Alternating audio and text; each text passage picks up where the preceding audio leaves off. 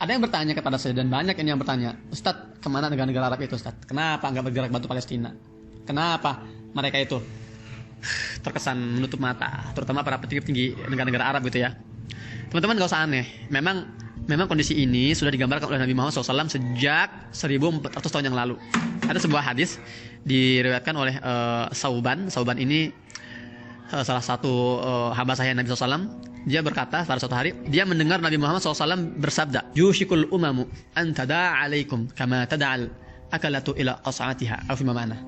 Apa kata beliau, kata Nabi SAW, sudah dekat masa di mana umat-umat, artinya kaum kafir itu, musuh-musuh kalian itu akan saling tada'a, saling memanggil, saling mengajak, saling neraktir gitu kan. Kama tada'atal akalatu ila qas'atiha, seperti hewan-hewan buas yang saling memanggil untuk menyantap buruannya, mangsanya. Kalian bisa ngebayangin gak sih sekelompok hyena misalnya, hewan hyena atau singa itu berbondong-bondong ya memangsa buruannya yang sudah mati dan lagi dihabisi gitu ya. Seperti itulah kondisinya kata Nabi. Sudah dekat masa itu. Umat muslim ini posisinya sebagai mangsa, sebagai buruan, sementara musuh-musuh Islam itu sedang menjadi predatornya gitu ya.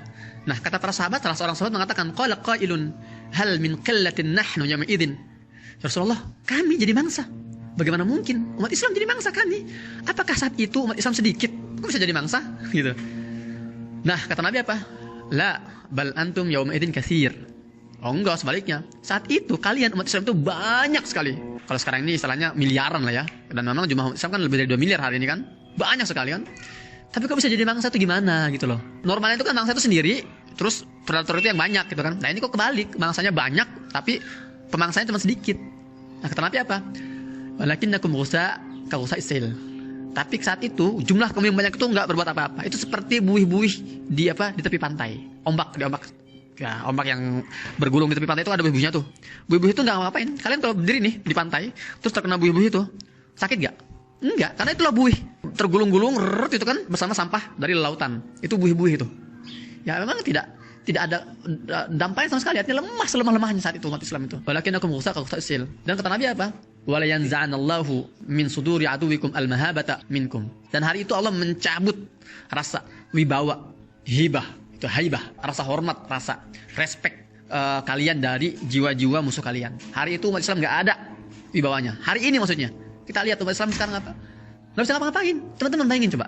Israel itu ketika mereka playing victim, kemudian mereka teriak-teriak negara-negara Eropa, apa yang terjadi? Amerika Serikat mengirimkan tentaranya, kapal induknya, aircraft carrier-nya, kapal perangnya dibawa oleh Amerika beserta teknologi senjatanya dan pasukan Navy-nya. Inggris juga sama, mengirimkan bantuan-bantuan militer. Umat Islam apa yang dikirim ke Gaza? Kain kafan, serius. Jadi di antara 20 truk bantuan yang masuk ke Gaza itu isinya kain kafan, laki-laki dan perempuan. Ada juga logistik seadanya. Ini kan sebuah lelucon sebetulnya. Ketika Israel itu didukung penuh oleh negara-negara Eropa dengan bantuan militer, Gaza dibantu dengan logistik. Ini adalah pembenaran, bukti bahwa nubuat Nabi itu benar. Hari itu kita tidak ada wibawanya lagi, umat Islam tidak ada wibawanya. Sangat memalukan sekali. Dan apa kata Rasulullah selanjutnya? Wala yaqdhifannallahu fi qulubikum alwahan. Jadi Allah enggak cuma mencabut rasa wibawa umat Islam dari hati-hati musuh itu, tapi Allah juga meletakkan sebuah penyakit ke dalam hati-hati mayoritas umat Islam saat itu. Namanya apa? Al-wahan. Nah, sahabat bertanya, "Wa mal wahan?" Ya Rasulullah, apa itu wahan? Apa jawabannya? Hubbud dunya wa karahiyatul maut. Bukan cinta dunia dan takut mati, beda. Hubbud dunya, cinta dunia dan benci kematian. Beda antara takut mati dengan benci kematian. Kalau takut mati itu semua orang pasti ada rasa takut mati lah. Saya pun terkadang takut, wah ini ada bombardir, gemetar juga saya, wajar, manusiawi. Tapi kalau sudah benci kematian, ini sudah levelnya level orang kafir sana. Menurut beberapa mufassir, ya beberapa ulama ketika mentafsirkan hadis ini, mereka mengatakan maksud dari hubbud dunia, cinta dunia ini artinya pelit. Jadi dua sifat utama orang Yahudi. Itu pertama hubbud dunia, cinta dunia artinya pelit, nggak mau berbagi gitu kan sesamanya. Kedua karahiyatul maut itu artinya itu nggak mau berperang. Jadi pelit dalam berbagi, takut dalam menuju ke medan perang. Itu maksud dari dua itu. Wahan, hubbud dunya wa karahiyatul maut. Nah jadi teman-teman, ini bisa jadi barometer untuk kita nih. Kira-kira kita hari ini ada gak penyakit itu dalam tubuh kita? Kita baca aja ya Allah, saya kira-kira kok sulit banget saya kirim infak untuk Palestina. Kayaknya berat gitu loh. Mendingan dibeliin kuota lah, atau mendingan dibeliin HP lah, atau gimana. Hati-hati itu. Jangan-jangan itu sudah masuk dalam hubbud dunia itu. Karahiyatul maut, benci kematian maksudnya apa? Gak mau berjuang. Jangankan berjuang di medan pertempuran, berjuang di media sosial pun gak mau, itu sudah karahiyatul maut, itu maksudnya jatuhnya tuh. Dan ini jawaban untuk pertanyaan-pertanyaan yang sama. Ada yang mengatakan, kemana negara Arab itu? Kenapa mereka yang punya minyak, yang punya uang berlimpah miliaran rupiah, nggak berani mengeluarkan duitnya untuk Palestina?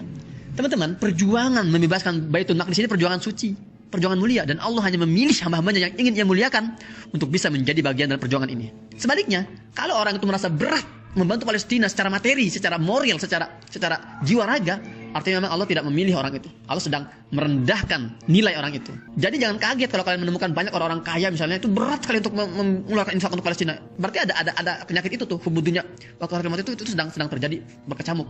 Di sisi lain teman-teman, saya pernah ngisi di berbagai pelosok Indonesia, di desa-desa saya ngisi di wilayah Padang Panjang itu saya masuk ke desa-desa, melewati sawah, melewati perkebunan, di masjid kecil saya mengisi tentang Palestina. Itu orang-orang kampung itu pernah nangis. Ada yang ibu-ibu datang ke saya bersama anaknya, ini kisah nyata ya. Apa dia bilang, Ustaz? Sambil nangis dia bilang, Ustaz, saya cuma punya ini, Ustaz. Uang yang lecek itu nggak banyak, sekitar berapa mungkin 75.000 atau ya gitulah, kurang dari 100.000. Ustaz, saya nggak punya apa-apa Ustaz selain ini yang saya punya, Ustaz, titip untuk Palestina. Dalam hati saya, ya Allah, saya bilang, ini Allah memang sedang memilih orang ini ya, si ibu ini nih, untuk yang muliakan. Ya, jadi Allah entengkan tangannya untuk bisa membantu Palestina. Sebaliknya, kalau Allah ingin menghinakan seorang hamba hari ini, Allah beratkan tangannya untuk bisa mengeluarkan, ya, agar sulit mengeluarkan bantuan untuk Palestina. Sekali lagi itu adalah cara untuk kita mengukur setinggi apa akidah kita di akhir zaman seperti ini. Dia dengan mengukur apakah kita ini masuk ke dalam kategori yang hubud dunia atau kita hubul akhirah. Apakah kita masuk orang yang karahiyatul maut atau apa? Atau yuhibbul maut.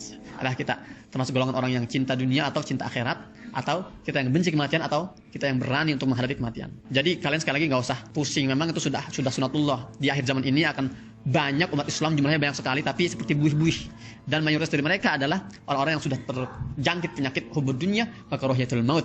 Makanya teman-teman, kalau kita terasa ada rasa sesak, nyesel, berat untuk memberi bantuan Palestina, ya jangan gitu ya, itu salah satu bentuk indikasi bahwa kita juga terkena racun bernama wahan itu. Semoga antum semua yang menonton video ini Allah selamatkan ya, kita semua ya, Allah selamatkan, Allah bersihkan diri kita dari penyakit wahan ini. Dan semoga kita semua termasuk dalam hamba Allah yang Ia muliakan, yang Allah muliakan untuk bisa berkontribusi dan berperan dalam pembebasan Masjidil Aqsa, Baitul Maqdis dan Palestina. Demikian saya Muhammad Hussein di Gaza Palestina, pamit. Assalamualaikum warahmatullahi wabarakatuh.